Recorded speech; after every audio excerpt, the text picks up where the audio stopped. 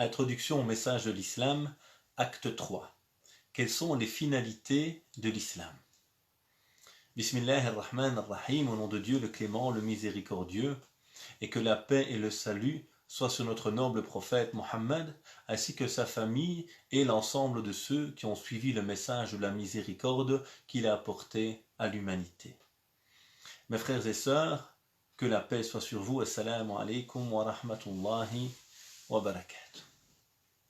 C'est donc toujours un plaisir de vous retrouver ces dimanches afin de pouvoir aborder en commun cette petite formation qui a pour objectif justement de nous permettre de faire un petit pas en arrière pour faire un grand bond en avant.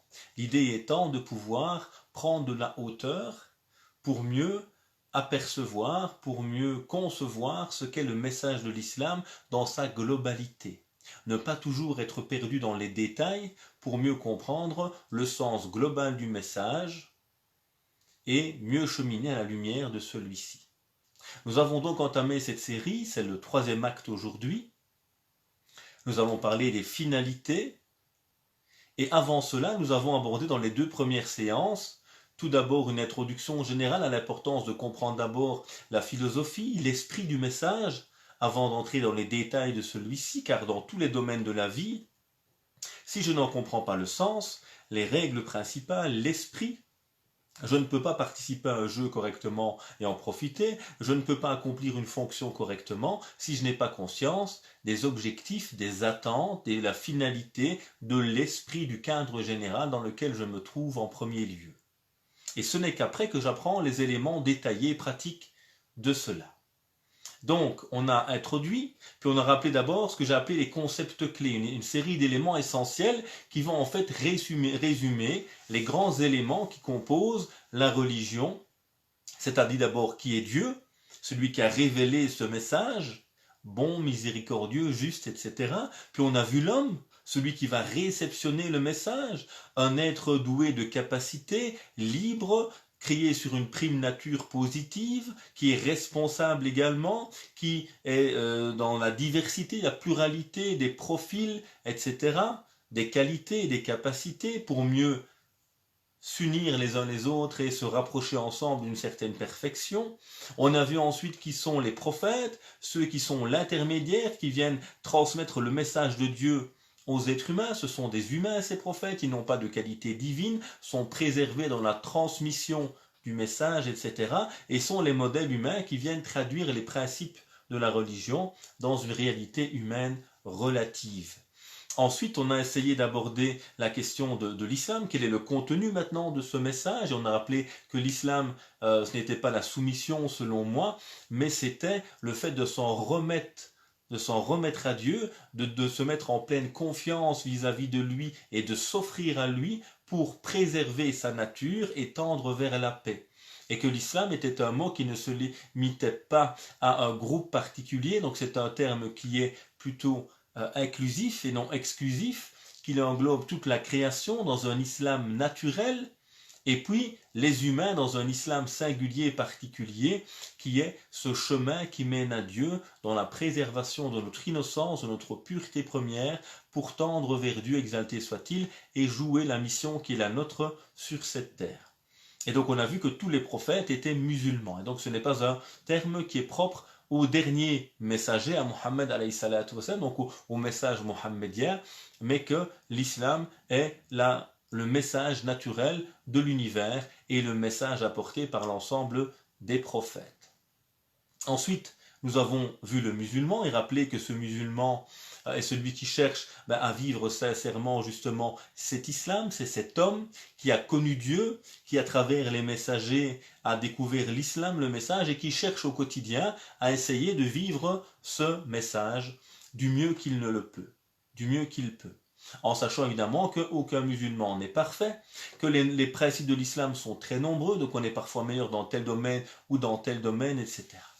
Voilà ce qu'on a vu donc dans ces concepts clés qui étaient pour moi essentiels pour établir les premiers éléments d'une compréhension globale du message. Deuxième élément que nous allons voir aujourd'hui dans ce 3e axe, cette 3e rencontre, ce sont les finalités. Et je suis toujours interpellé, étonné de voir comment certains et certaines musulmans peuvent pratiquer leur religion pendant des années même sans jamais réfléchir à l'utilité de celle-ci, au pourquoi, à l'utilité. Et donc on pratique pour pratiquer.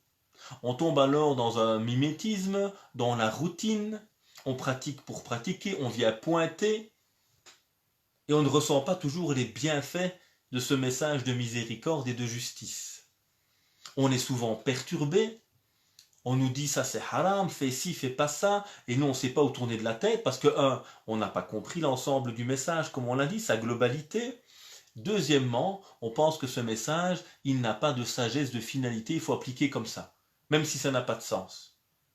Et donc ça c'est souvent un problème, qui fait qu'on ne comprend pas bien, on ne peut pas vivre fidèlement au message, on n'est pas convaincu parfois par celui-ci.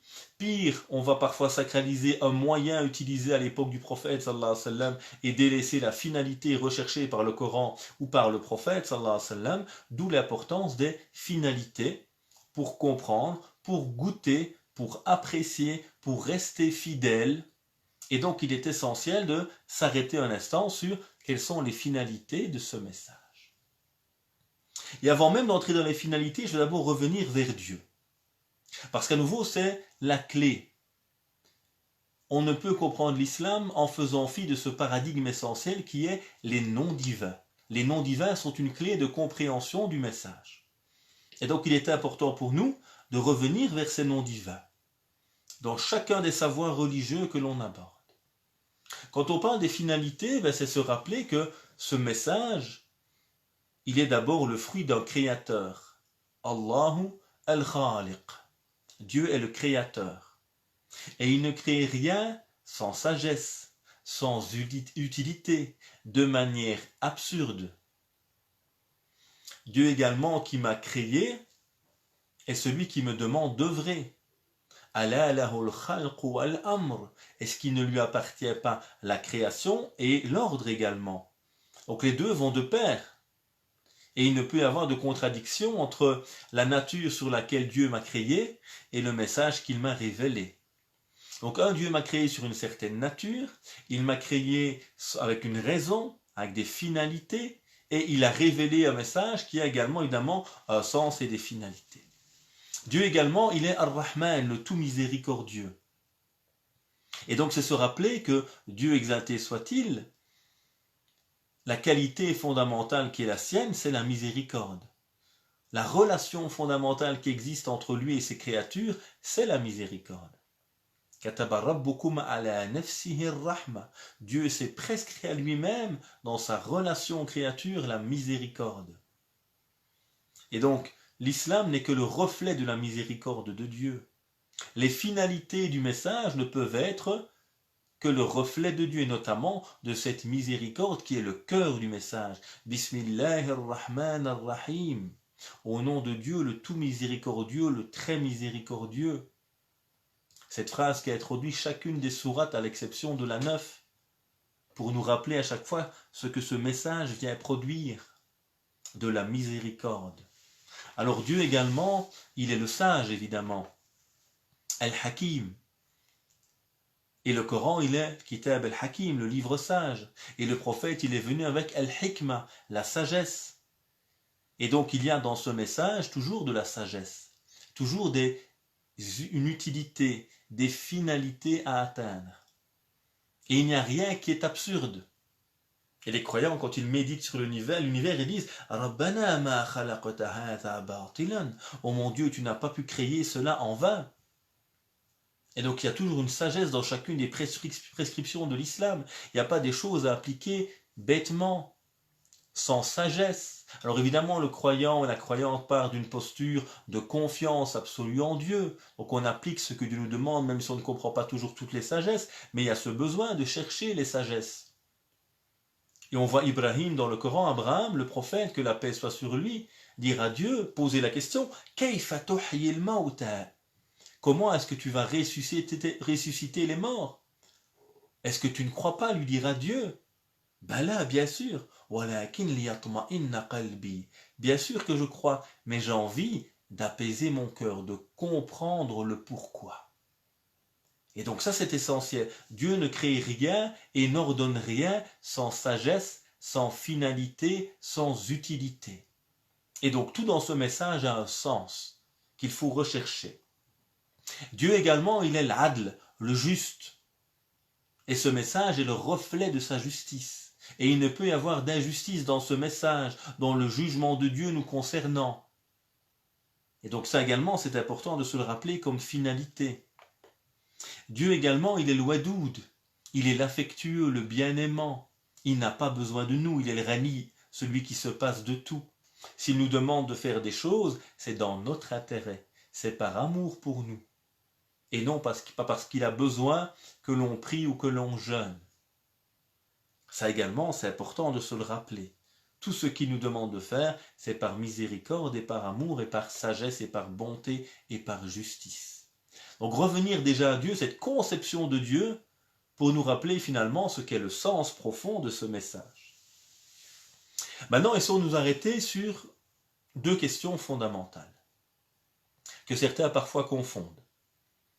C'est tout d'abord, qu'est-ce que Dieu veut pour nous? Qu'est-ce que Dieu souhaite pour les humains? Pourquoi il leur envoie un message? Qu'est-ce qu'il cherche à apporter aux êtres humains? Lui qui est El-Rani, celui qui se passe de toutes choses, lui qui est El-Karim, le généreux, lui qui est le Wadoud, l'affectueux, Al-Rahim, le miséricordieux, El-Adl, le juste. Qu'est-ce qu'il veut pour nous? Lui qui est El-Hakim, le sage. Il veut des choses utiles, il veut des choses bonnes, il veut des choses qui sont le reflet de sa miséricorde, de sa justice. Il veut l'intérêt, le bien-être des êtres humains. Mais ça, ce n'est pas la finalité absolue. Ça, c'est ce qu'on appelle maqasid de sharia.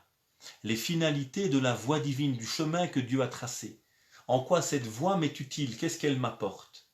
Elle vient à mon service pour me faire grandir, pour me libérer, pour me purifier, pour m'améliorer. Ok. Ça, c'est qu'est-ce que Dieu veut pour moi. Et puis, il y a la question suivante, qui est la finalité des finalités, c'est qu'est-ce que Dieu attend de moi? Qu'est-ce que Dieu veut de moi? Donc, qu'est-ce qu'il veut pour moi d'abord? Maqasid de sharia. Qu'est-ce que le message est censé m'apporter? Et puis, ce que le message est censé me pousser à faire. En quoi ce message cherche-t-il à faire de moi quelqu'un qui a un rôle, une mission, un objectif sur cette terre? On appelle ça maqasidul khalq, les objectifs de la création. Pourquoi Dieu nous a créés? Quel est le but de mon existence? Donc il y a le but de la révélation qui vient pour moi, et il y a le but de mon existence et pourquoi moi je suis là. Et qu'est-ce que j'essaye de faire avec ces orientations divines qui me font grandir, qui me libèrent, qui m'améliorent? Qu'est-ce que je suis censé faire maintenant? Moi qui ai cet être réformé, qui a pris conscience, qui s'est imprégné de ces belles valeurs, je suis censé jouer un rôle particulier. Et donc on va essayer de voir ces deux éléments en parallèle. Et puis on essaiera de voir quel est un peu le contenu de l'ensemble de ce message à travers les grandes finalités qui sont en même temps les grandes valeurs. Les grandes valeurs de l'islam sont les buts en même temps de l'islam. Au point où le prophète disait alayhi salatu wassalam, innama bu'ithtu li'utammima makarim al-akhlaq. Je n'ai été envoyé que pour parachever les belles vertus. C'est le but de ma mission. Et donc ces grandes valeurs qui sont en même temps ces grands objectifs qui sont le reflet en fait de Dieu. Le contenu du message qui sont ces valeurs et ces objectifs sont la justice, la miséricorde, la bonté, la sagesse, etc. Tous ces éléments. Et puis on terminera par la réflexion sur les détails, sur les pratiques de l'islam. Et nous allons constater que chacune des normes en islam a un sens, une finalité. Et qu'il faut la comprendre pour bien l'appliquer et pour redonner du sens et de l'universalité justement aux pratiques de l'islam. Car le danger du littéralisme, une lecture qui ne prend pas en compte les finalités, qui ne prend que la lettre sans comprendre son sens, c'est qu'à un moment elle rend des pratiques de l'islam obsolètes, inapplicables, parce qu'elles ne sont plus en phase avec le monde et elles ne concrétisent plus les buts pour lesquels elles ont été révélées, ces pratiques. Donc arrêtons-nous d'abord sur la première réflexion ensemble, c'est qu'est-ce que Dieu veut pour nous? Et donc c'est une question importante, et je dis beaucoup confondent. Beaucoup disent Dieu veut qu'on soit ses adorateurs. Oui, Ça, c'est ce que Dieu veut de nous. Mais qu'est-ce qu'il veut pour nous d'abord? C'est la première étape. Je ne peux pas être un bon adorateur de Dieu. Je ne peux pas être le représentant de Dieu. Je ne peux pas produire une civilisation humaine qui est le reflet des valeurs divines si moi-même je suis malade, si je ne suis pas libre, si je n'ai pas grandi, si je ne me suis pas émancipé. Donc il y a d'abord un travail à faire sur soi, et ça c'est ce qu'on appelle maqasid al-sharia, les finalités du message. Pourquoi ce message a été révélé aux hommes? Qu'est-ce que Dieu veut pour nous, lui qui n'a pas besoin de nous? Qu'est-ce que Dieu veut de nous, lui qui est le tout miséricordieux et pas le châtieur? Ça n'existe pas dans ses noms, ce terme. Il n'est pas là pour nous punir. Il n'est pas là en train de scruter nos erreurs pour nous mettre en enfer. Non. Il nous crée par bonté, par sagesse, par amour et par miséricorde. Et il envoie un message qui vient parachever ses bienfaits sur nous. Car Dieu déjà nous a créés de sa propre main. Nous a ensuite insufflé de son esprit. Et nous a appris le nom de toutes choses. Il a demandé aux anges de se prosterner devant les hommes. Il a honoré l'ensemble des êtres humains. Et donc cet homme particulier, cette créature à qui Dieu a donné énormément de qualités, il lui a déjà donné al-fitra, la prime nature. C'est une nature bonne qui est déjà en nous, qui fait que l'humain par nature va s'éloigner du mal et se rapprocher du bien. En tout cas de manière générale. Il y a déjà un bon fond. Ensuite, il nous a donné une lumière pour nous orienter, qui est al-aql, la raison, la capacité de réfléchir, de méditer, qui elle-même nous oriente déjà vers le bien. Al-fitra, la prime nature, al-aql, la raison, et puis il nous a donné al-wahi, la révélation, qui vient parachever ces lumières, qui vient continuer l'orientation de l'humain, et pas remplacer la raison.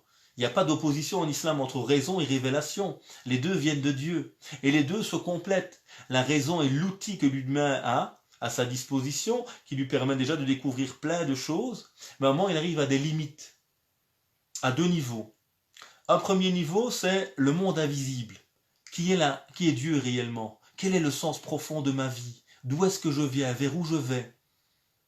Qu'est-ce que l'au-delà? Ce sont des questions auxquelles je n'ai pas de réponse. Et là vient la révélation pour compléter. Lorsque la raison arrive à ses limites, la révélation vient compléter. Et deuxièmement, la révélation vient protéger la raison. Et jamais annihiler la raison. Parce que la raison, qu'est-ce qui l'empêche de fonctionner? C'est les passions. C'est le suivisme. C'est l'ignorance. C'est la domination des hommes. Et donc, la révélation vient nous libérer de l'intérieur pour mieux utiliser la raison, justement, qui est la nôtre. Donc, voyons d'abord qu'est-ce que Dieu veut pour nous. Lui qui est le bon, le juste, le miséricordieux, et qui est l'autosuffisant, qui n'a pas besoin de nous. Donc déjà, on a répondu à quelque chose de fondamental. Ce message, il vient pour l'homme. L'homme n'est pas créé pour pratiquer l'islam, c'est la pratique de l'islam qui est révélée pour l'homme. Pour que l'homme puisse s'orienter vers son objectif à lui, qui est de revenir vers Dieu, pour grandir, pour se libérer et refléter la bonté de Dieu, la justice de Dieu, la miséricorde de Dieu sur terre. Donc on va rentrer dans ce qu'on appelle maqasid al-sharia, qui est une matière évidemment très profonde, les finalités du message, et qu'on va résumer ici évidemment de manière très très succincte, mais l'idée c'est à nouveau ouvrir des portes et vous offrir des clés de réflexion pour mieux comprendre l'essence même du message. Et donc il y a ces besoins fondamentaux de l'humanité que l'islam va venir tout d'abord développer et préserver. Il y en a 5 fondamentaux, 5 besoins, 5 finalités fondamentales concernant l'être humain. Alors, dans l'ordre que j'ai choisi, et selon la terminologie que j'ai choisie parmi les propositions des savants, voici ces 5 éléments. Le premier, c'est que l'islam est venu pour développer l'humain, an-nafs, la nature humaine, l'humain, ou les droits de l'homme, si vous voulez, en termes plus contemporains, ou la vie, et la protéger. Et donc ces 5 besoins fondamentaux vont toujours être pris dans 2 sens. Il y a ce qui va les concrétiser et ce qui va les protéger. Ce qui concrétise, ce sont les demandes religieuses. obligations, recommandations. Ce qui protège ces besoins fondamentaux, ce sont les rejets, les éléments rejetés, interdiction et réprobation. Donc tout d'abord, nous avons hifd al-nafs, la préservation de la vie. Certains ont appelé ça aujourd'hui huquq al-insan, les droits fondamentaux de l'homme. Alors ce message vient tout d'abord pour l'être humain, pour protéger et développer sa vie, c'est-à-dire protéger et développer son corps, sa santé, sa nature également, une nature qui est faite d'un juste milieu entre le corps, le cœur et la raison. Trouver ce juste équilibre, ne pas devenir un être uniquement d'apparence, un être matériel qui oublie l'aspect spirituel de son être.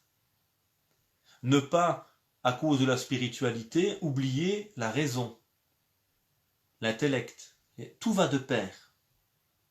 Préserver notre humanité, notre innocence première, si vous voulez.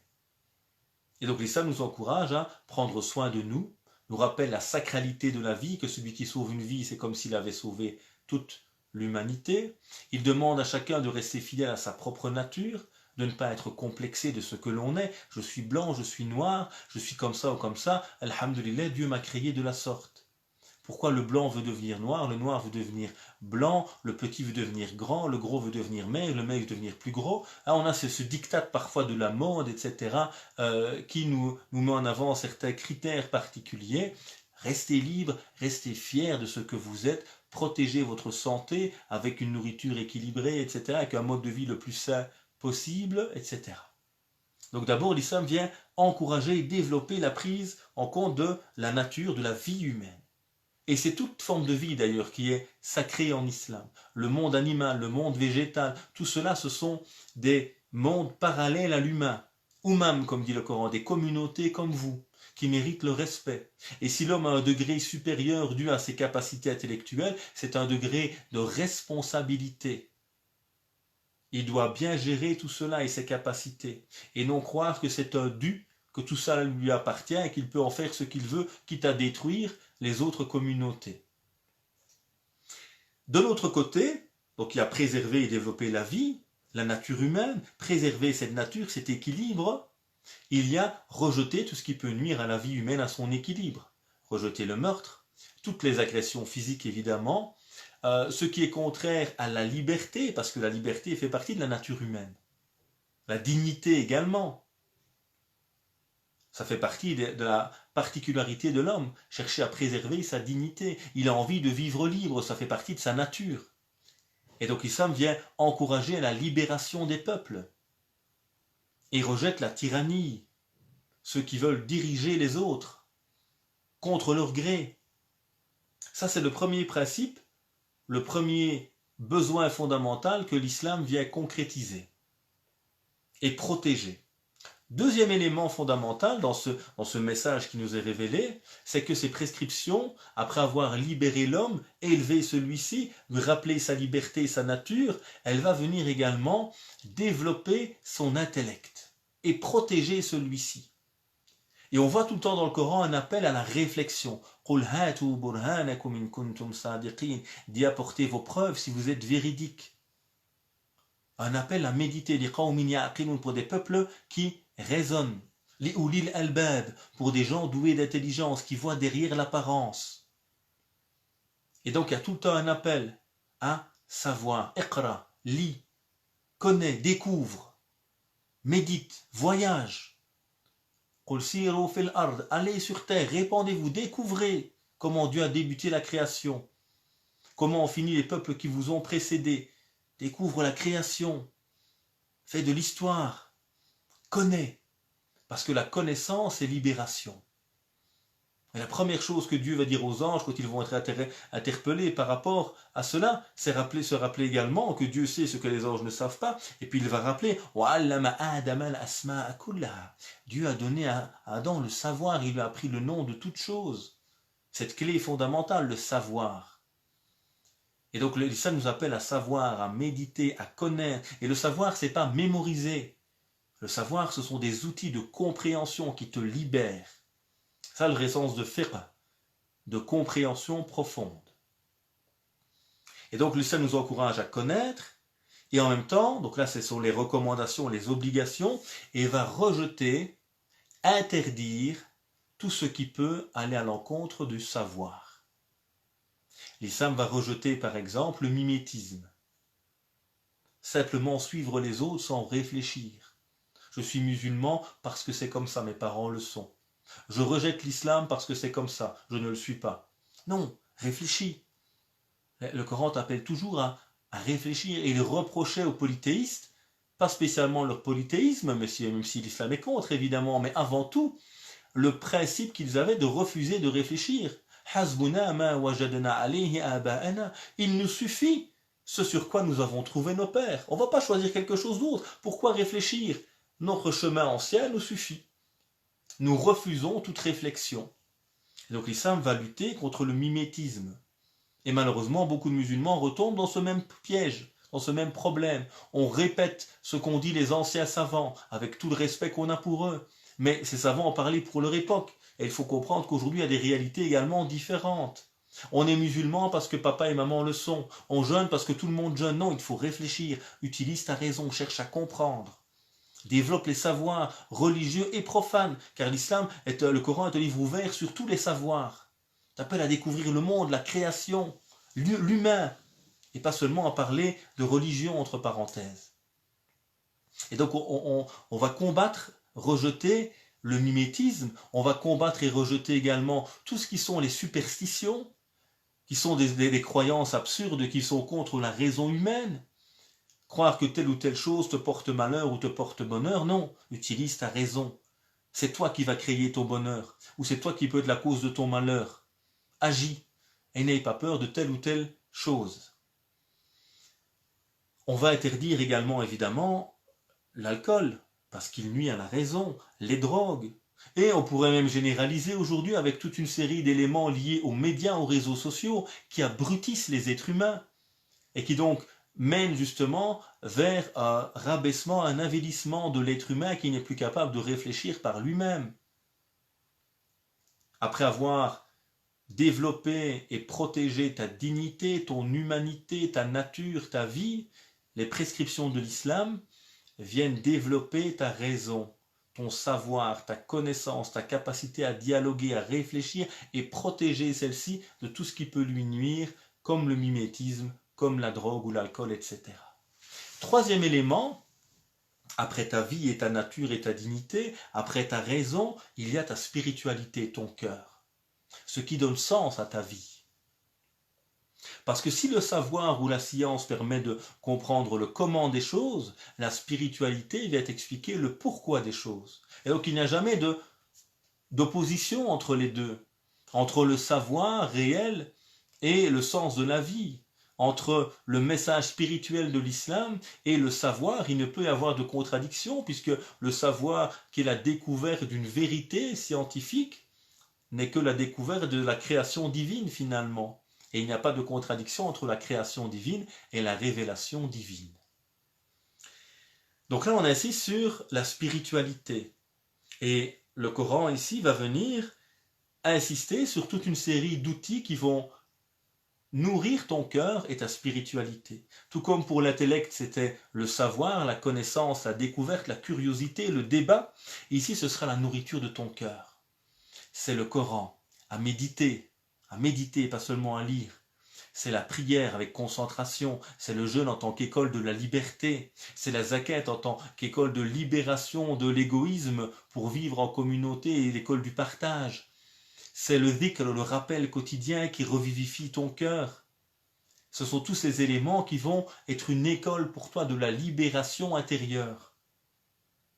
Parce que tu peux être très bien au niveau physique, au niveau intellectuel, si dans ton cœur tu es malade, tu risques d'être même la pire des créatures peut-être, et de faire du tort avec les capacités qui sont les tiennes.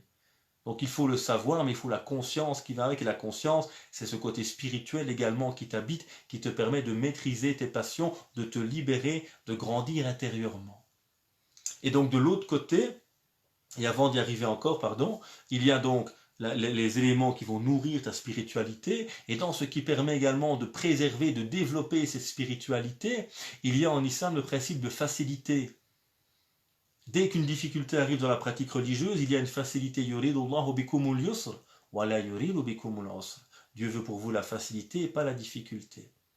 Et les savants, en analysant tous les textes coraniques et prophétiques, ont dit Al-mashaqqa tajlibu at-taysir. La difficulté entraîne toujours en islam une facilité.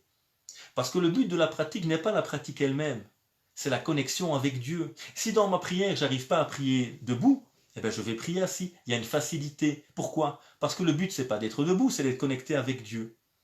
Et donc si la position debout n'est plus possible et me déconnecte de Dieu, elle tombe pour préserver la connexion à Dieu. Et ainsi de suite dans toutes les normes. Donc le principe de facilité n'est pas là comme le pensent certains rigoristes qui n'ont pas compris l'esprit de l'islam. Ouais, ce sont des laxistes, etc. Ils veulent un islam light, pas du tout. Mais l'islam, ce n'est pas être dur. L'islam, c'est être dans la qualité de l'acte du cœur. C'est la qualité de l'acte qui compte, et pas la dureté de l'apparence ou physique de celui-ci.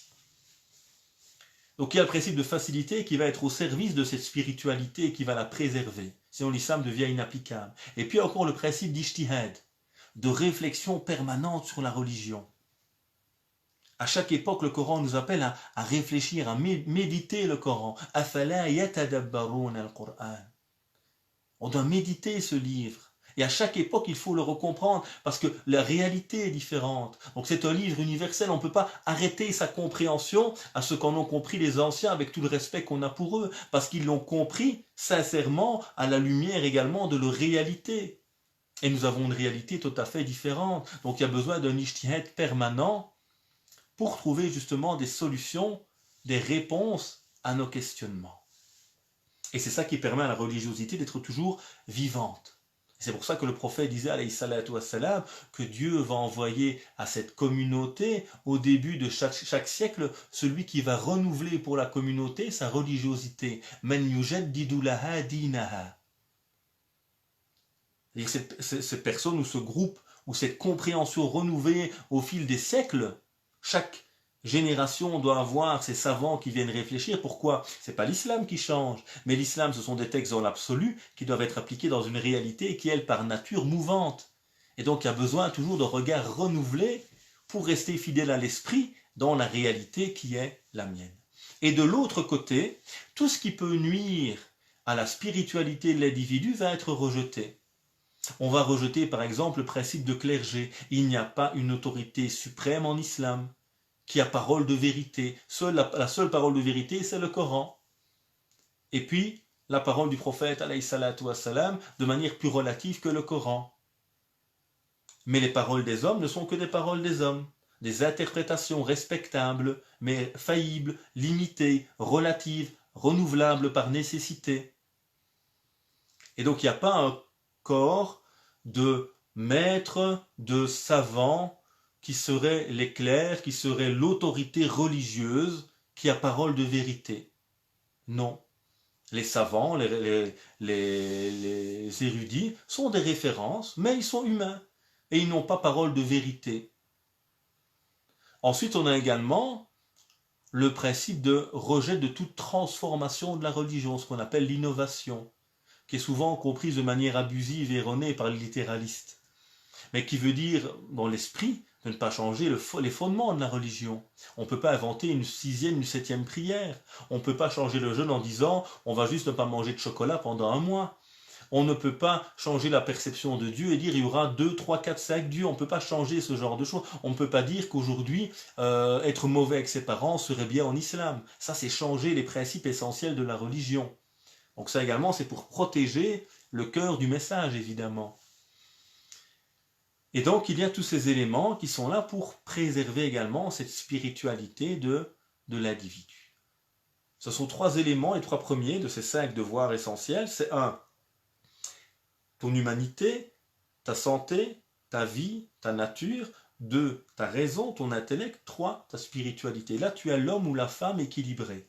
Bien dans son corps, bien dans son cœur, bien dans sa tête. Et puis là, on élargit un peu le spectre. L'islam, ce message vient pour préserver et développer la famille. Parce ce que les anciens appelaient la préservation de la descendance, de la filiation.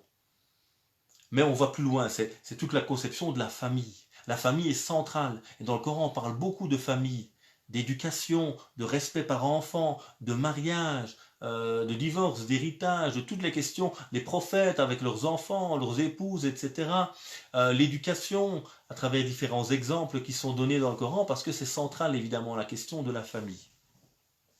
Et donc ça c'est un élément qui est essentiel et largement développé par le Coran.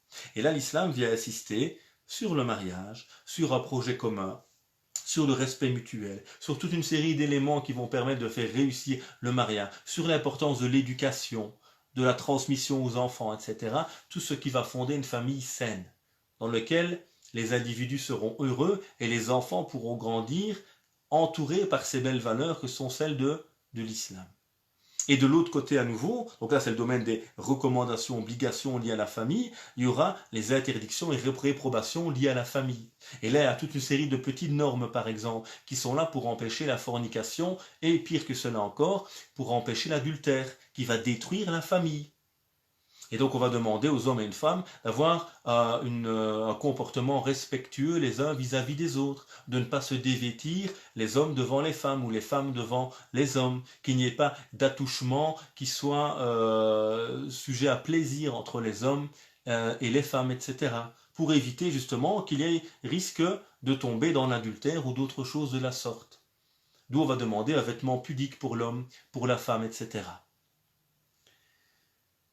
Dernier élément, c'est que parmi les besoins fondamentaux d'homme, il y a les besoins évidemment propres à lui-même, besoins intellectuels, spirituels, physiques, besoin de la famille pour trouver l'amour, le bien-être dans ce cadre et préserver la descendance, et puis il y a aussi les besoins évidemment matériels de l'être humain, ce que les anciens ont appelé hifdul mal, la préservation des biens. Et donc l'islam nous encourage à travailler, à nous prendre en main, à être des gens autonomes, courageux, qui allons travailler à la perfection, qui allons chercher à travailler dans un domaine légal, légitime, honnête, en phase avec notre éthique. Et de l'autre côté à nouveau, les prescriptions de l'islam vont interdire tout ce qui peut nuire au bien de l'être humain. La tromperie, la tricherie, l'usure, etc. Tout ce qui peut nuire au bien, au travail, au commerce, et même, encore plus que cela, tout ce qui va nuire au bien dans leur sens premier, c'est-à-dire l'origine de tous les biens, la planète, la terre évidemment, qu'il faut protéger également comme ressources fondamentales, comme l'eau, etc., toutes ces ressources nécessaires à la vie humaine. On voit à travers ces éléments qu'on vient modestement d'aborder là, que tout ce message va en fait au service de quoi? De l'humain. Et que toutes les normes en islam, elles sont en fait au service de ces grands objectifs fondamentaux. L'alcool est interdit parce qu'il nuit à la raison. La prière est obligatoire parce qu'elle permet de nourrir mon cœur. L'apprentissage du savoir, de l'école, de la lecture est obligatoire parce qu'elle développe mon intellect. Etc. etc. Donc ça c'est la première étape, ce sont maqasid de sharia, qu'est-ce que l'islam veut pour nous? Pourquoi? Pour que nous soyons des êtres bien, libérés, qui ont grandi intellectuellement, humainement, spirituellement, qui sont dans un cadre épanouissant, équilibré, un cadre qui nous permet de vivre le bonheur, une famille stable, fondée sur des valeurs, fondée sur un projet commun, etc., qui ont un minimum de biens et qui sont au service de la préservation des biens communs, etc. Mais ça, c'est tout ce qui permet à l'homme maintenant d'être bien. Mais ce n'est pas fini. L'islam ne vient pas seulement pour le développement personnel, même si c'est à la mode aujourd'hui. Il vient certes te permettre de te développer, mais pour être quelqu'un qui n'est pas refermé sur lui-même, qui ne cherche que son extase personnelle, son bien-être personnel. Ça, c'est pas le message de l'islam. C'est évidemment être bien humainement, parce que si tu n'es pas bien, tu ne peux pas transmettre le bien. Mais ce n'est pas une finalité en soi, c'est le premier niveau, si vous voulez. Le deuxième niveau, c'est ce qu'on va appeler maqasid al-khalq, les finalités maintenant de la création. Pourquoi Dieu t'a mis sur terre? Qu'est-ce que tu fais sur terre? Quelle est ta vocation? Et il y a 3 grands éléments qui sont avancés. Le premier, c'est Dieu t'a mis sur terre pour te connecter à lui. Parce qu'en te connectant à lui, tu vas pouvoir grandir, te libérer, t'émanciper et goûter à tout ce qu'on vient de citer à travers ces 5 grands besoins de l'être humain qui sont repris dans le message que Dieu nous a révélé. Et donc on appelle ça la ibada d'abord. Premier devoir de l'homme, premier but de la création de l'homme, c'est se connecter à Dieu. Je n'ai créé les djinns et les hommes que pour qu'ils m'adorent. Et comme disaient certains compagnons, que pour qu'ils me connaissent, qu'ils me découvrent. Dieu n'a pas besoin de nous à nouveau. Donc l'adoration, en fait, elle est à mon service. C'est faire ce que Dieu aime, car c'est source de bien. C'est s'éloigner de ce que Dieu n'aime pas, car c'est source de mal. Pour qui? Pour moi, pas pour Dieu.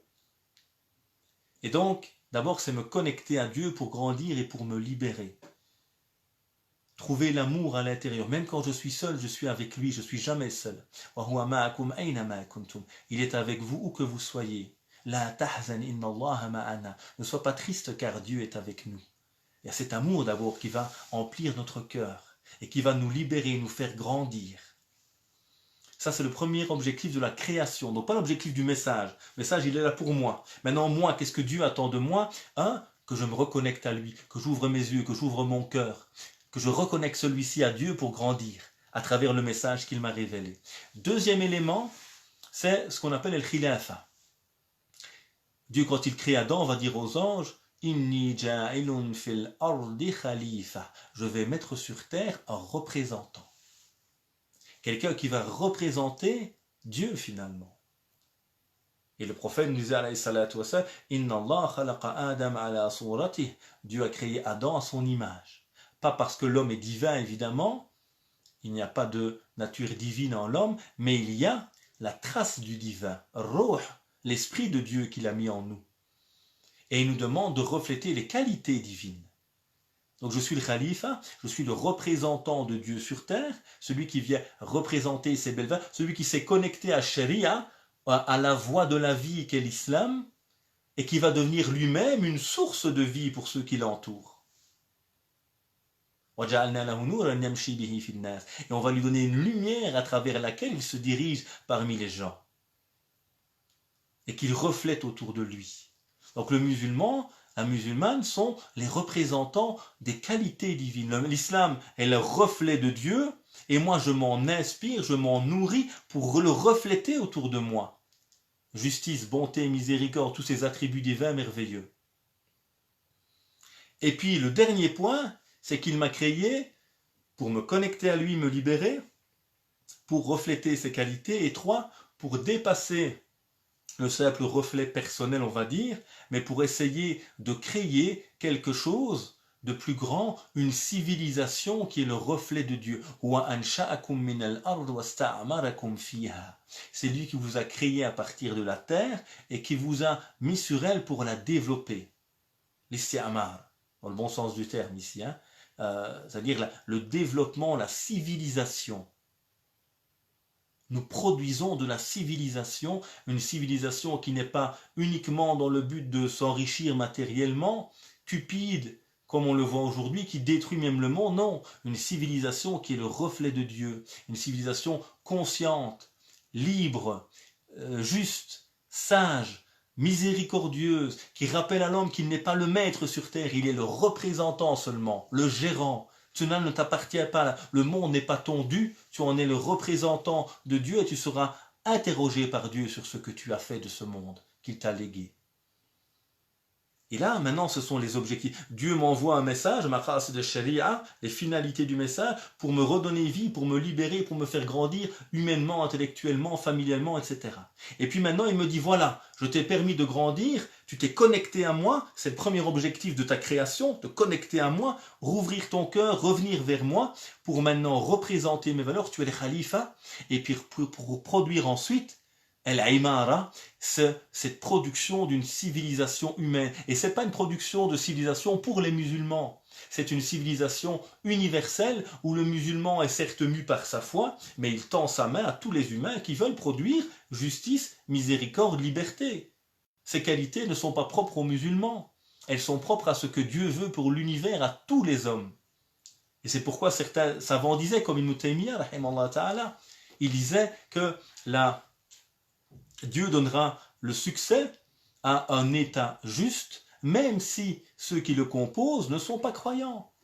Et il donnera la défaite à un État injuste, même si ceux qui le composent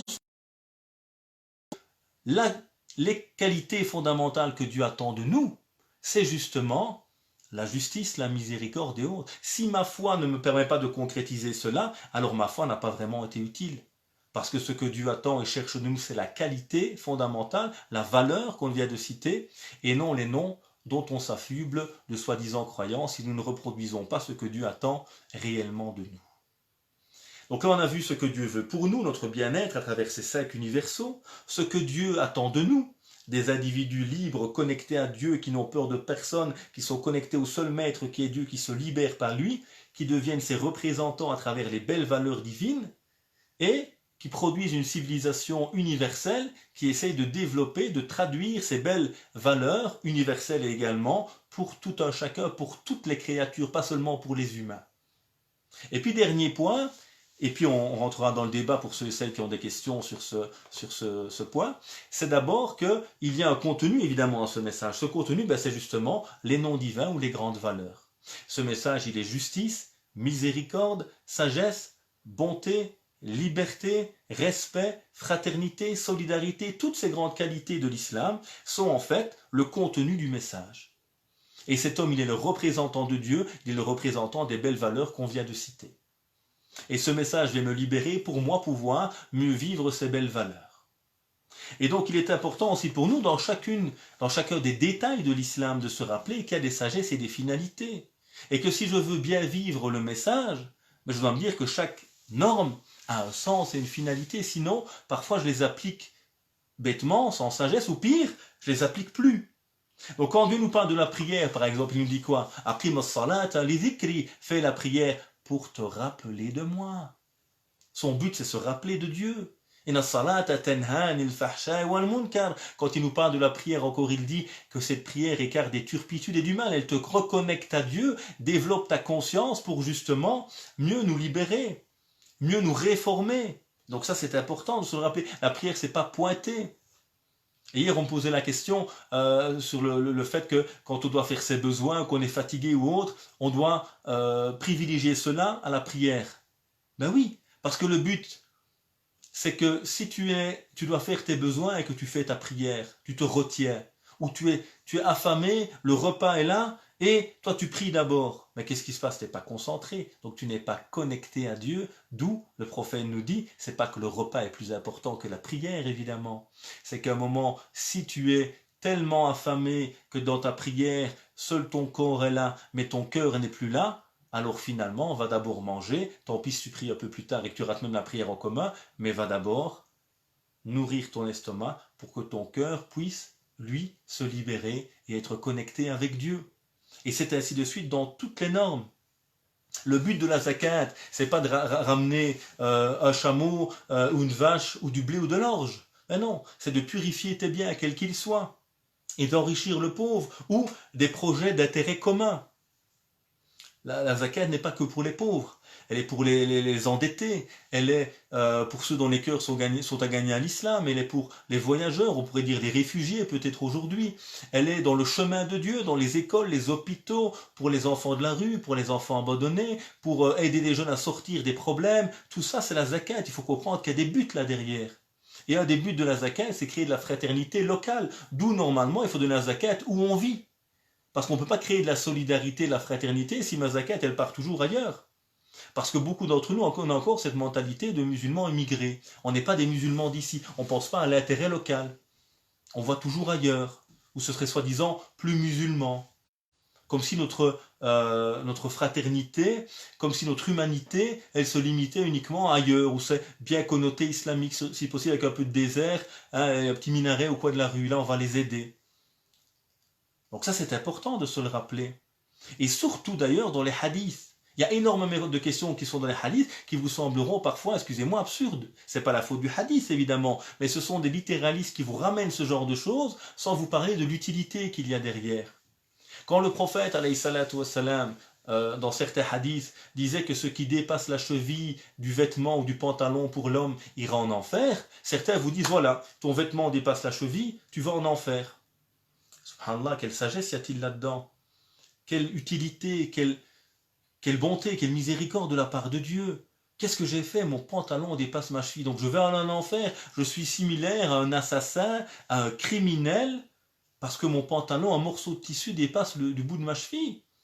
C'est quand même interpellant quand on y pense. Et le Coran ne parle jamais de cela, subhanallah. Par contre, le Coran, il vous parle de l'orgueil et du danger de l'orgueil.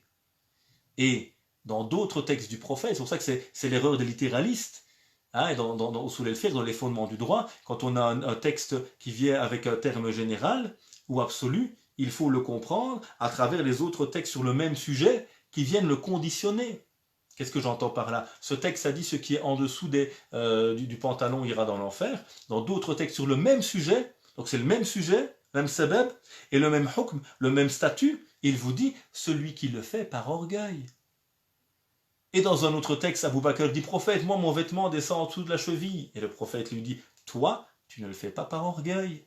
Et donc là, on comprend, quand on vient aux finalités, que ce qu'a dit le prophète ici, alayhi salatu wassalam, ce n'était pas le pantalon le problème, c'est qu'à ce moment-là, ce type de manière de s'habiller reflétait un style orgueilleux qu'avaient les nobles de l'époque, etc. Et que c'est ça que le prophète a critiqué. Même chose pour l'épilation des sourcils, ou plein de questions qui nous sont parfois comme ça, où il n'y a pas une sagesse apparente. C'est ce que tout cela était des codes également de l'époque. Et ça, c'est important, parce que sinon, on va rester figé sur un code qui n'a plus aucun sens aujourd'hui, et on va délaisser le vrai sens qui devrait être critiqué et critiquable aujourd'hui, s'il n'y a pas ce retour aux finalités. Et donc, toutes ces normes, elles sont là, avec des sagesses, avec des finalités qu'il faut chercher à comprendre, évidemment. Certains me disent parfois, oh, c'est haram de dessiner. On m'a envoyé un message sur WhatsApp ou je sais pas quoi. Alors évidemment, c'est un avis qui existe, ok, on peut le respecter, des littéralistes en général, mais le Coran ne parle jamais de cela à nouveau. Par contre, le Coran est venu dénoncer le polythéisme, le fait d'avoir des divinités à côté de Dieu. Et qu'est-ce qu'on faisait à l'époque en général? Les représentations étaient des représentations qui étaient sacralisées. On n'avait pas les moyens d'avoir des BD ou d'avoir d'autres choses à l'époque. Donc en général, c'était des dessins ou des représentations, des statues de divinité, que le prophète évidemment a rejeté, dénoncé, dont ceux qui les fabriquaient, parce qu'il y avait un côté de sacralisation de ces choses derrière, et donc qui éloignait du tawhid, de l'unicité divine. Mais lui-même par après est devenu beaucoup plus ouvert, quand il a vu que les gens comprenaient et s'éloignaient du polythéisme, en permettant des vêtements avec des dessins, des représentations, en permettant à son épouse de faire avec un drap sur lequel il y avait des représentations, d'en faire des coussins, donc ils ne sont pas respectés, donc il n'y a plus de crainte par rapport à cela, ce qui fait dire à certains savants, et je pense c'est le plus pertinent évidemment, que c'est une interdiction prophétique et pas coranique, qui vient dans la pédagogie du prophète pour éloigner les gens petit à petit des formes de polythéisme existantes à l'époque. Donc il faut comprendre les finalités qu'il y a derrière tout ça, pour redonner à l'islam sa sagesse, son sens, et rester fidèle à ce qu'il est aujourd'hui, ou à ses principes initiaux dans la réalité qui est la nôtre aujourd'hui. Donc pour chaque question, il faut réfléchir, mes frères et sœurs. Il y a des finalités, des sagesses, ce n'est pas des choses à appliquer comme ça bêtement. Voilà donc quelques éléments que j'ai voulu aborder modestement avec vous aujourd'hui. S'il y a des questions, elles sont les bienvenues. 3 éléments pour résumer ce qu'on a voulu apporter aujourd'hui. Deuxième grand principe de cette formation, c'est l'islam est un message finaliste qui a des finalités à concrétiser. Premier élément, on a rappelé, il y a des finalités pour nous, ce qu'on appelle maqasid al-sharia. Ce message, l'islam en tant que pratique, est à mon service, pour me faire grandir, intellectuellement, humainement, spirituellement, etc. Donc toutes les pratiques de l'islam sont à mon service, Dieu n'en a pas besoin. Deuxièmement, si Dieu envoie un message qui est à mon service, c'est pour me libérer, me faire grandir, pour moi maintenant jouer ce qu'on appelle maqasid al-khalq, les finalités de ma présence sur terre. C'est connaître Dieu pour grandir et me libérer. C'est refléter ses valeurs et être le gérant de Dieu sur terre. Et troisièmement, c'est essayer de proposer un projet civilisationnel qui est le reflet des grandes et belles valeurs de l'islam. Et troisième élément qu'on a vu, dans tous les détails, dans toutes les pratiques de l'islam, rappelez-vous qu'il y a un sens, qu'il y a des sagesses et qu'il ne faut pas appliquer ces choses de manière absurde sans réfléchir. Et que l'islam nous appelle tout le temps à méditer. Et que quand on nous dit « as-samwa ta'a », entendre et obéir, ça ne veut pas dire de manière littéraliste sans réfléchir. Parce qu'il y a tous les autres versets qu'on oublie de citer. « Afala yatadabbarun » est-ce qu'ils ne méditent pas ? « Liqawmin ya'qilun » pour des peuples qui raisonnent. Donc il faut réfléchir, méditer pour être fidèle à ce que Dieu voulait de nous et son prophète, alayhi salatu wassalam. Puisse Dieu exalté soit-il nous permettre de mieux comprendre ce message, de mieux comprendre ses finalités, d'être le reflet de ces belles qualités divines qui sont en même temps les finalités fondamentales de ce message, qui nous accorde la clairvoyance et qui nous permet de nous rapprocher de lui par ce cheminement éclairé. Walhamdulillahi Rabbil Alamin. Donc s'il y a des questions, j'y réponds rapidement, Inch'Allah Ta'ala.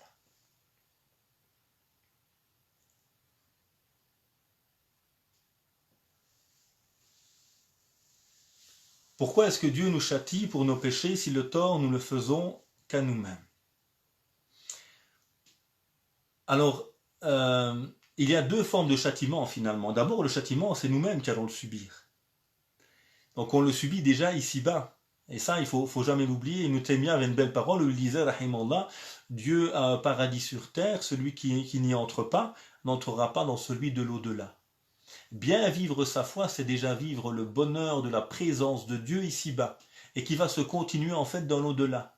Et même chose, celui qui est dans le mal, dans l'injustice, dans la tyrannie ici-bas, il vit déjà l'enfer ici-bas. Il est déjà prisonnier de ses passions, de ses douleurs qu'il habite. Et il est déjà torturé ici-bas avant de subir dans l'au-delà. Alors deuxièmement, par rapport à tout cela, Dieu va châtier certaines personnes, pas la grande majorité, parce qu'on est déjà perdant ici-bas, je vous l'ai dit, quand on se fait du tort, puisqu'il y a énormément de causes, de pardon. Une bonne action, c'est minimum 10 fois qu'elle est multipliée, alors qu'une mauvaise action, ce n'est qu'une fois.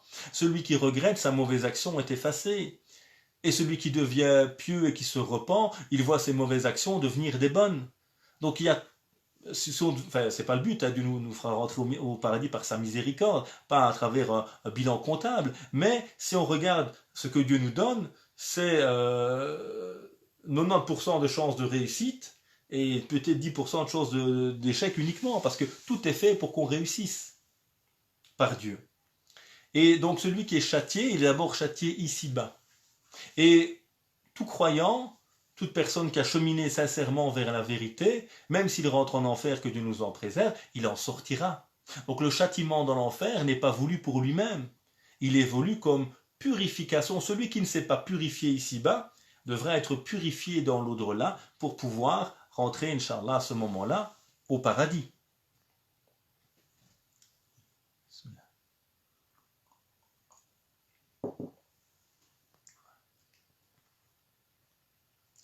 Si la zakat était bien distribuée, il n'y aurait plus de pauvres. Oui, mais pour cela, il faudrait d'abord que les musulmans en soient conscients. Donc qu'on revienne aux finalités, al-maqasid. Pourquoi la zakat? Quelle est son utilité? Comment la rendre efficiente? Comment recréer une caisse de zakat collective où on rassemble l'argent et on développe des projets? Beaucoup de savants disaient il est préférable de rassembler un zakat et faire sortir quelques personnes de la pauvreté, sauf vraiment s'il y a famine évidemment, que de donner un petit peu de manière dispersée. Parce que sortir 10 personnes de la pauvreté ou donner un petit peu à 100 personnes qui vont améliorer leur fin de mois pendant quelques mois, il est préférable de sortir les gens de la pauvreté. Donc la zakat n'a pas beaucoup d'impact parce que notre conscience aussi est toujours, c'est uniquement les pauvres. On oublie qu'il y a des projets communautaires. Il n'y a pas que de la pauvreté d'ailleurs, surtout en Europe. Il n'y a pas que de la pauvreté alimentaire. Il y a aussi cette pauvreté intellectuelle, spirituelle, affective, qui existe. De nombreux jeunes dans les quartiers qui n'ont pas d'avenir. Et donc on pourrait, avec l'argent de la zakat, créer des formations, lancer des start-up, permettre à des jeunes d'avoir un avenir demain, prendre en charge des enfants qui sont abandonnés par leurs parents, prendre en charge aujourd'hui les réfugiés. Donc il y a plein de projets qui pourraient être là et qui créent justement cette dynamique fraternelle et ces notions de solidarité. Donc il y a vraiment un besoin aussi pour que la zakat soit efficace, qu'il y ait un retour, une reprise de conscience des finalités justement des pratiques religieuses. Le port du voile est une obligation. Alors pour rester dans le cadre qui est le nôtre, c'est-à-dire les finalités. On a vu tout à l'heure les 5 universaux. Dans les 5 universaux, il y a la famille, qui est le 4e. Et on a vu que dans ce qui renforçait le mariage, ou la famille, pardon, il y a le mariage, l'éducation. Et de l'autre côté, il y a des éléments qui peuvent nuire. À quoi? À la famille, notamment qui peuvent mener à la fornication ou à l'adultère. Et que dans ce cadre-là, une série de normes ont été développées par le discours coranique et le modèle prophétique concernant les relations entre genres différents. Donc on nous appelle à être pudique dans ses vêtements, qu'on soit homme ou qu'on soit femme, à ce qu'il n'y ait pas toucher physique entre l'homme et la femme avec plaisir, etc. On essaye d'éviter d'être dans un isolement total entre un homme et une femme qui ne sont pas mariés, de crainte qu'il puisse se passer quelque chose. Bref, il y a des petites normes qui sont là autour et qui permettent d'éviter ce qui est réellement interdit, ce qu'on appelle l'interdit finalité, qui est l'adultère ou la fornication. Et dans ce cadre, il y a un vêtement qui est demandé à l'homme et à la femme qui doit être pudique. Et dans ce cadre-là, concernant la femme, il y a, selon le consensus des savants classiques, l'obligation pour la femme, dans le vêtement qu'elle met, de couvrir ses parties intimes et surtout les parties évidemment les plus attirantes, comme sa poitrine, comme le bas de ses jambes, etc., etc. Et également les cheveux qui sont compris dans la lecture que fait du verset de Surat An-Nur le consensus des savants classiques. Donc pour eux, c'est une obligation. Alors quand on dit obligation, il faut quand même bien se rappeler une chose, c'est que toutes les obligations n'ont pas la même valeur. Et que si on dit que le voile serait une obligation, c'est une obligation mineure. Qu'est-ce que j'entends par obligation mineure? C'est une obligation moyenne. C'est-à-dire c'est un moyen qui mène à la préservation de la chasteté. Ou si on le prend dans le sens inverse, il est interdit de se découvrir certaines parties du corps pour éviter d'aller vers la fornication ou pire, vers l'adultère. Mais ce sont des interdits moyens, donc ils sont moins importants, et plus on s'éloigne évidemment de la fornication ou de l'adultère, plus l'intensité, on va dire, de l'obligation est mineure. Et donc il y a des interdits liés à ce qu'on appelle le niveau des darura, des nécessités fondamentales de la religion, ça c'est l'adultère justement. Et puis des interdits liés au haji, au niveau du besoin, de ce qui entraîne la difficulté. Là c'est dénuder par exemple sa poitrine ou des parties du corps qui sont beaucoup plus attirantes pour l'homme. Et puis il y a le niveau tahsini qui est le moindre, qui est du perfectionnement, et dans ce cadre-là il y a le fait de couvrir ses cheveux. Donc c'est un interdit qui reste mineur, tout comme c'est une obligation qui est mineure dans ce cadre-là, et qui ne peut pas être mise sur le même pied d'égalité que la prière, que le jeûne, que la foi, que les grandes valeurs morales, etc. Mais ça reste une obligation selon le consensus des savants classiques, même si aujourd'hui d'autres ont des interprétations différentes, ce n'est pas le cas du consensus, en tout cas ils sont contre le consensus des savants classiques sur cette question-là. Et puis dernier petit point sur cela, il est important toujours, quand on parle d'une pratique, de la comprendre dans la globalité aussi de la pratique de l'islam dans nos sociétés. Donc le voile en lui-même n'est pas du tout difficile à porter pour une femme. Mais dans nos sociétés, il entraîne beaucoup de difficultés. Donc il faut faire preuve de pédagogie dans nos discours également pour pouvoir aborder une question de manière sage, ne pas en faire la priorité de l'islam car, soyons honnêtes, ce n'est pas du tout. Deuxièmement, le critère de validité de l'islam ou non, ce n'est pas le cas du tout. Le critère qui nous permet de définir si c'est une bonne musulmane ou pas, ce n'est pas le cas du tout. D'accord? Donc il faut remettre chaque chose à sa juste place également par rapport à ce type de choses et surtout se rendre compte que insister parfois sur le voile dans nos sociétés peut faire fuir les gens de l'islam. Donc moi j'ai déjà vu une dame qui m'a dit je me suis bien mieux sorti dans l'islam quand j'ai enlevé le voile. C'est pas la faute du voile, elle n'est pas contre même le principe du voile, c'est qu'il y a eu tellement de pression sur cette dame dans la société qui est la nôtre que finalement elle n'arrivait plus à vivre sa spiritualité. Donc il y a toujours des étapes, des priorités. Et il est important dans nos discours aussi de revenir à cette pédagogie, à cette sagesse dans ce cadre-là. Comment sentir l'appel de Dieu? Écoutez, c'est d'abord quelque chose d'intime, d'intérieur finalement qu'on ressent. Et c'est toute la difficulté de parler de foi parce que la foi c'est de l'amour. Donc il y a un moment des choses sur lesquelles on ne sait pas toujours mettre des mots. Et puis il y aura une forme de ressenti. Donc, ce que je pense qu'on doit réapprendre à faire surtout, c'est réapprendre à écouter nos cœurs. Nous sommes beaucoup dans un islam par procuration. On nous dit ce qu'on doit faire, on ne réfléchit plus par soi-même. On ne prend plus le temps par soi-même de méditer. Et donc à un moment, on est tout le temps en train de pratiquer l'islam dans ce qu'on veut bien nous dire de faire.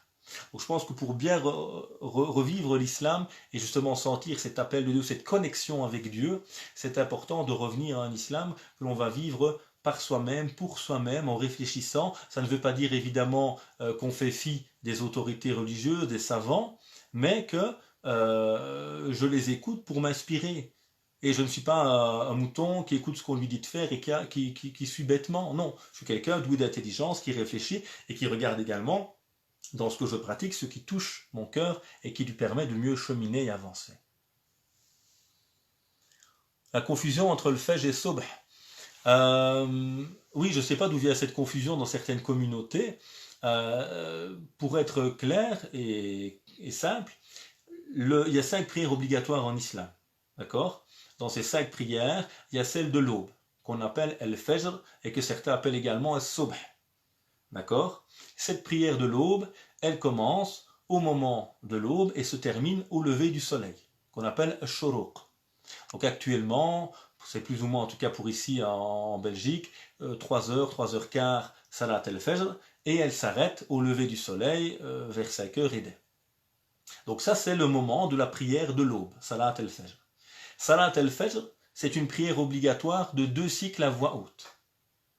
Ça c'est donc la prière de l'aube, qu'on peut appeler Fajr, ou Subh d'ailleurs si on veut, mais qui est la prière obligatoire demandée par l'islam. Avant cette prière, il y a 2 cycles recommandés, qu'on appelle parfois Rak'atay al-Fajr ou Sunnat al-Fajr. Les 2 cycles de al-Fajr surérogatoire ou la Sunna, la prière surérogatoire de l'aube.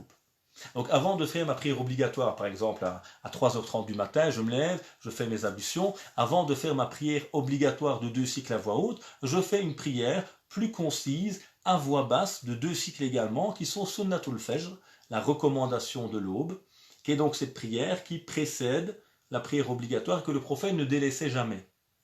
Et puis il y a la prière obligatoire. Donc il ne faut pas faire la prière de l'aube à l'heure de l'Fajr et la prière de Subh, soi-disant, à l'heure de Shuruq. C'est un moment où on ne peut plus prier, justement. Certains comprennent mal, ils prient les deux. Et cette prière, elle s'arrête à Shuruq et pas à l'heure de Dor, comme c'est le cas des autres prières qui s'arrêtent avec le temps de la prière suivante. Donc j'espère que je suis clair.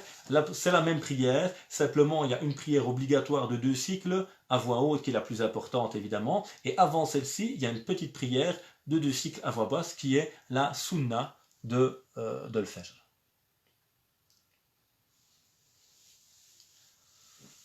Alors j'aimerais bien que dans la question, s'il vous plaît, on puisse rester le plus possible lié au sujet évidemment qu'on essaye d'aborder. Le châtiment de la tombe. Il y a des ouvrages qui traitent de ces sujets. On avait un beau livre de l'imam al-Ghazali, par exemple, Abu Hamid al-Ghazali. J'ai oublié son nom. C'est un petit livre, en tout cas, il est édité dans beaucoup d'éditions sur justement la vie après la mort. Donc c'est un livre dans lequel il essaie de retranscrire un petit peu de manière narrative tout ce qui va se passer après la mort de l'individu. Donc vous avez plus de détails dans ce genre d'ouvrage.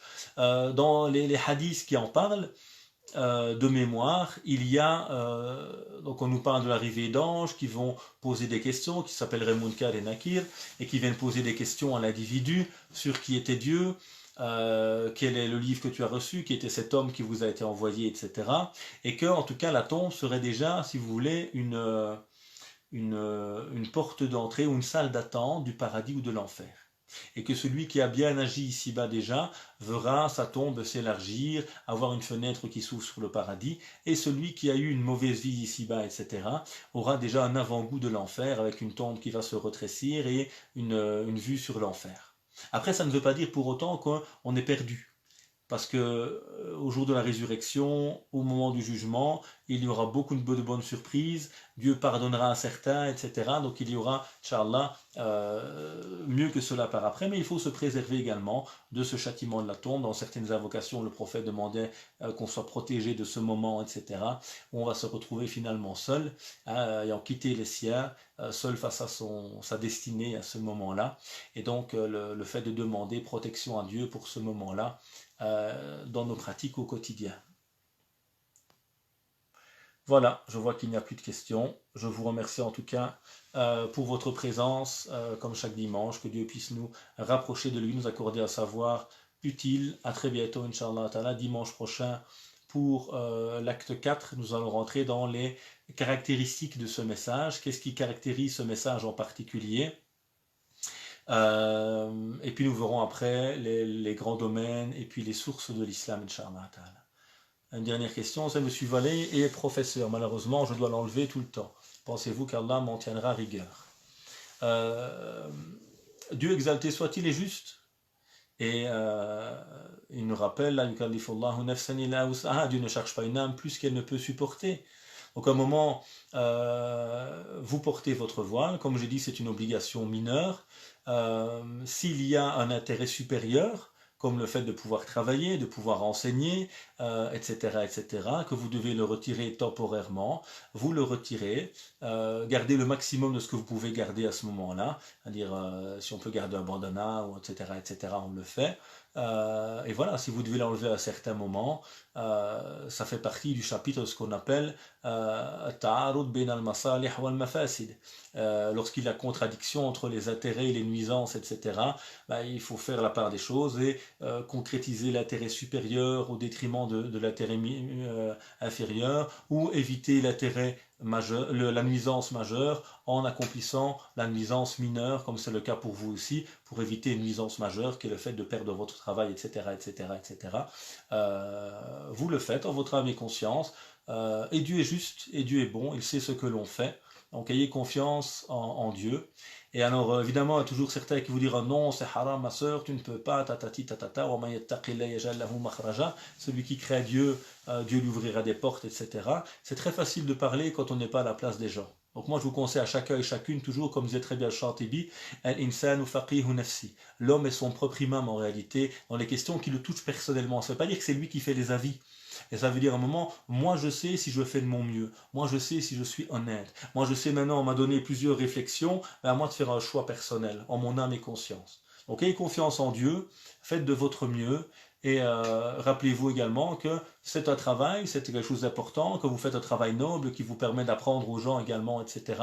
Et que c'est dans votre investissement aussi peut-être que vous pourrez faire changer les mentalités. Et en ayant des personnes conscientes dans certains milieux professionnels, on permettra peut-être de faire changer les choses et petit à petit pour la prochaine génération de ne plus subir malheureusement certaines injustices qui ont encore lieu aujourd'hui. Donc moi je vous encourage et vous félicite pour vos efforts que vous faites et essayez d'être quelqu'un de conscient, d'actif dans le cadre qui est le vôtre justement et de faire changer petit à petit les mentalités pour permettre à celles et ceux qui viendront après vous d'éviter ce genre de discrimination, Inch'Allah.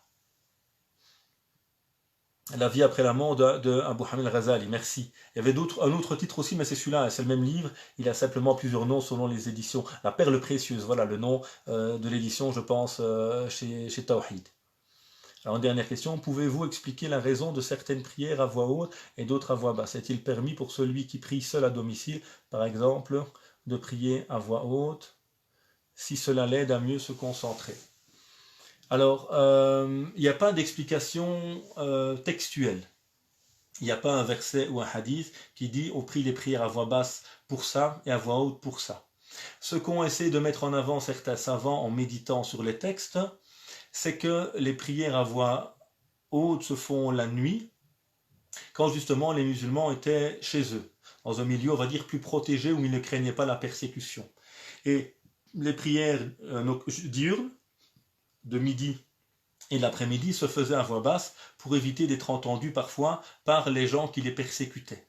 Donc c'est une désinterprétation qui a été donnée, mais ce n'est pas le motif absolu, il n'a pas spécialement été clarifié par le prophète, alayhi salatu wassalam, par rapport à cela.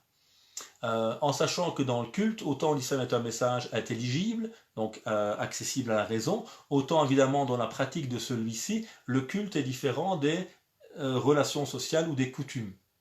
Le culte, c'est vraiment le domaine privilégié de Dieu. Pourquoi on fait 5 prières obligatoires et pas 4 ou 6? Parce que Dieu a choisi dans sa sagesse que 5 serait le bon chiffre pour nous permettre de cheminer. Pourquoi Salat el-Dor, elle fait 4 cycles et Salat el-Fajr en font 2? Parce que Dieu a décidé cela. Pourquoi dans les ablutions, on lave les bras jusqu'au coude et pas plus haut et pas autre chose? Parce qu'il a fallu définir une norme commune pour tout un chacun, pour qu'on puisse tous pratiquer de la même manière.